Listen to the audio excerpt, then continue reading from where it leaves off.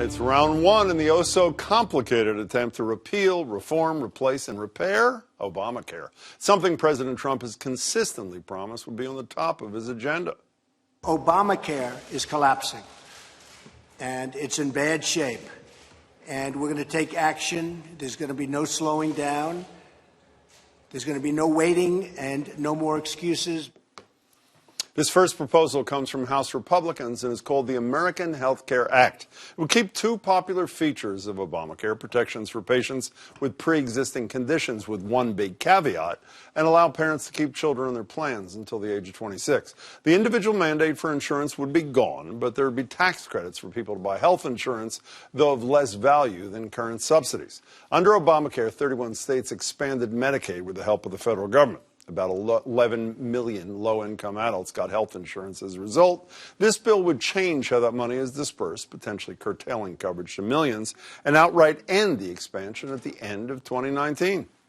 Americans have choices, and they've got to make a choice. And so maybe rather than getting that new iPhone that they just love and they want to go spend hundreds of dollars on that, maybe they should invest in their own health care.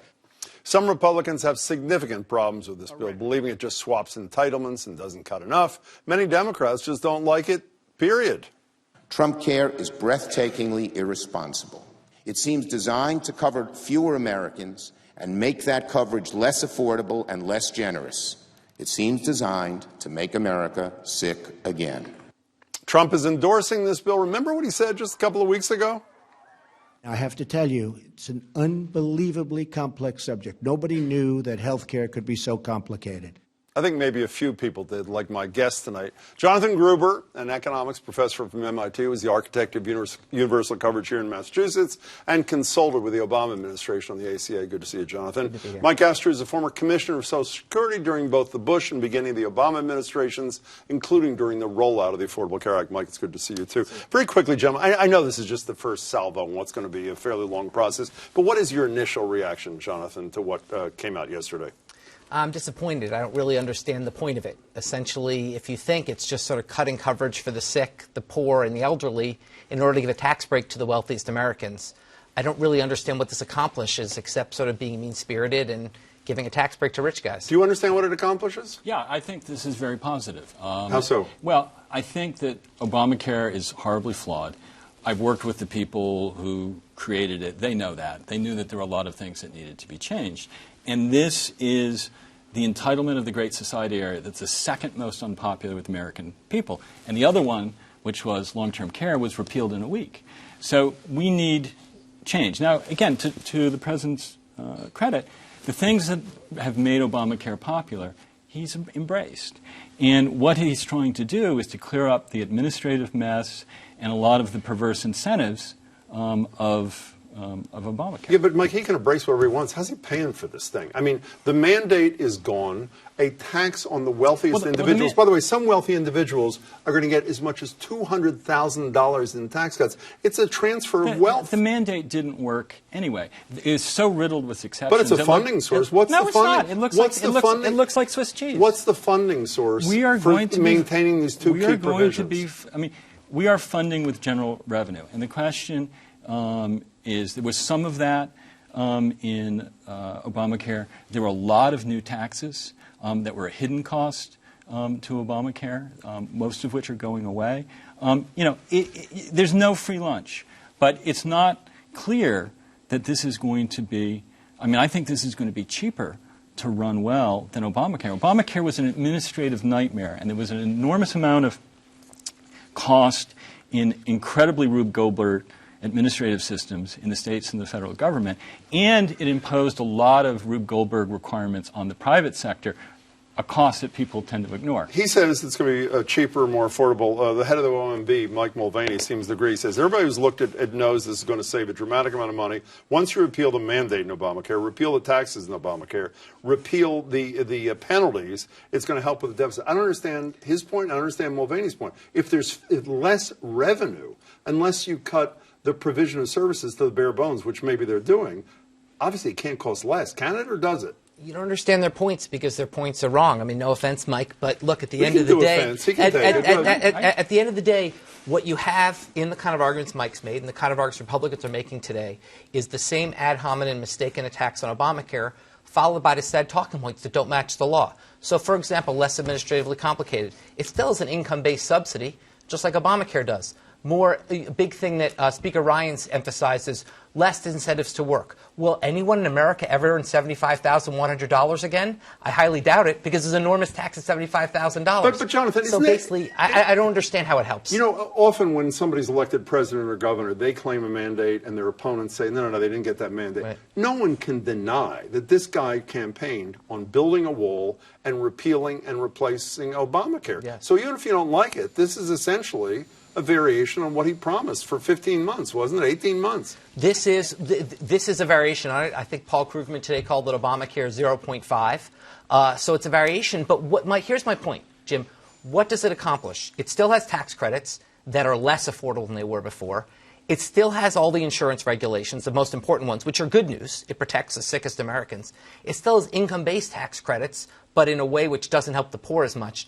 All it does is just be mean-spirited. It just shrinks the program and then increases the deficit by getting rid of all the taxes that finance it. You know, but Donald Trump just 1 second said it was good for the people, and I can't remember what other P word he used in a minute. It's particularly good for really wealthy people, as I said, and it's really good for insurance companies, which, by the way, no longer are limited in how much they can deduct of their CEO's pay. They can deduct all of it. We subsidize them, no? You really... Isn't that true? No, it's not true. What do you mean it's not true? It's There's not a cap true. on deductibility. It's gone. Are you going to let me answer? Well, now I am. Okay, yes. yeah. So rich people don't really care about Obamacare. They're not the ones that are complaining about it. So why are we giving them a tax break? The people that are, well, I think that's something that needs, this needs to be fine-tuned. But I think this is a better start than what President Obama gave the Congress in, 10 years ago, which was basically increase access, throw a lot of money at it, and figure out the details. There was not much of a roadmap. This is a better roadmap. It's a clearer roadmap. But the product that comes out at the end of the day is going to be radically different. Sure, it isn't that you're so crazy about this. It's that you believe it's going to get us to a place Yes. where you think we should be. Yes. By the way, the American David Paleologos at Suffolk did a poll for USA Today that came out mid-afternoon on a lot of things, including the Affordable Care Act. Here's a piece of this thing. 17% only said repeal as quickly as possible. 50% repeal it only after a plan to replace it is ready. 25% Congress should not repeal it. That's not a full throttle embrace of this thing, is it? Well, actually, if you look at polls, now in the last month, the president has done a lot of unpopular things. That has skewed the polls with regard to the Affordable Care Act. But if you look at a credible, neutral poll, like the Pew poll, Obamacare has been under 50% approval for its entire existence. And But it's at highest level of approval that it's been the whole time. Yeah, there's been a spike in the last month, but big deal. That's an ephemeral political effect. If you look at the entire history of Obamacare, except the last month, it has been unpopular with the American people. That is true. That is true. Can I get back to, the Democrats, when it was essentially unanimous. The Republicans, I think, to their credit, if they don't like it, are actually saying it. I mentioned before, a lot of senators, 4 senators from Medicaid states don't want to lose that coverage for low-income people. A lot of Republicans on the right, particularly the Freedom Caucus, are concerned here. So the reality, this is far from a done deal. He's right. This is the beginning of a process. Even if you don't like this is not likely what it's ultimately going to look like. Is it or is it? Well, I don't think so, but here's the problem, Jim. The Republicans haven't answered. They want to keep the part of Obamacare people like, which is protection against discrimination against the sick. But they want to get rid of the part they don't like, which is what makes those protections possible. But isn't it going to be skimpier plans? Isn't that It's going to be skimpier plans. It's going to be less affordable for the poor. All those things are going to be true, and they have to own that. Is there and any dispute? Jim, there's absolutely nothing. No, Jim. There's absolutely nothing that ties those aspects of Obamacare to the two things that the president is trying to protect from Obamacare. That is just not factually accurate. Well, unless he can't afford them. Well, but it's a question You can't of will. pay for them. It's great to offer There them, are but lots if of you can't different pay ways. for them. At some point, you can pay for it out of general revenue, and that may be what we end up doing. Okay, so Massachusetts, let's step back. Here is Kevin Brady, who's the chair of the House Ways and Means Committee. Obviously a pretty important guy. Here he is. The American Health Care Act transfers power from Washington back to the American people. We restore state control of health care so it can be designed for the families and communities in each state. Let's talk about one state here. We obviously had, you know better than anybody, Romneycare before we had the Affordable Care Act, Obamacare. How insulated are we? Charlie Baker made a statement shortly after the election of Donald Trump. We are committed big time to the principle of universal coverage, but with subsidies being reduced, it's going to be an expensive proposition, isn't it, or is it? I think this is a perfect illustration of why this is a bad proposal. Why? What Massachusetts did better than any other state in the country was make insurance affordable for our low-income citizens by taking the tax subsidies that are available through Obamacare and building on them, making them more generous. As those tax subsidies get scaled back, if we want to keep our commitment to our lowest-income citizens, we're going to have to kick in state money. The question is the state willing to put in the potentially hundreds of millions of dollars per year it's going to take to maintain 15 the seconds. You generosity of our disagree with that? coverage? Absolutely. How so? Because Massachusetts got a special rigged deal from the Obama administration. We got hundreds and hundreds of $1 million more than other states. So Massachusetts is not a model for any other state, and we're going to be up the creek shortly with those special subsidies disappearing. I'm glad you were careful with that creek reference. Nice to see you, Jonathan. Thank you. I'm sure the Yeah, conversation will continue. Mike Thanks. Astry, thanks. As always,